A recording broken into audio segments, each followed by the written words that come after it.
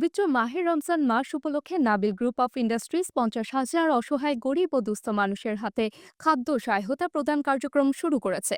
একই সঙ্গে রমজান মাস জুড়ে হ্রাসকৃত মূল্যে নাবিল গ্রুপের পণ্য বিক্রির কার্যক্রমও উদ্বোধন করা হয়েছে।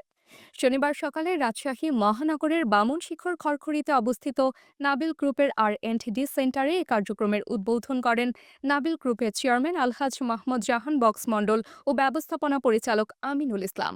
নাবিল গ্রুপের জনসংযোগ কর্মকর্তা মোহাম্মদ বদরুদ্দোজা স্বাক্ষরিত এক সংবাদ বিজ্ঞপ্তিতে জানানো হয়, অনুষ্ঠানে আমিনুল ইসলাম বলেন, রমজান মাস ইসলাম ধর্মাবলম্বীদের জন্য অত্যন্ত গুরুত্বপূর্ণ। এ মাসে তাকওয়া অর্জন তথা আত্মশুদ্ধির বিশেষ সুযোগ রয়েছে।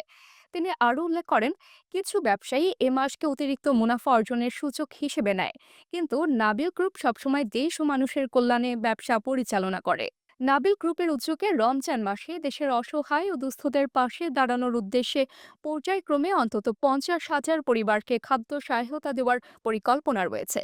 উল্লেখ্য, বাংলাদেশে খাদ্য কৃষি পণ্য সরবরাহ প্রক্রিয়াজাতকরণে নাবিল গ্রুপ এক যুগের বেশি সময় ধরে গুরুত্বপূর্ণ ভূমিকা পালন করছে এবং দেশের অন্যতম বৃহৎ ব্যবসায়ী গ্রুপ হিসেবে পরিচিত।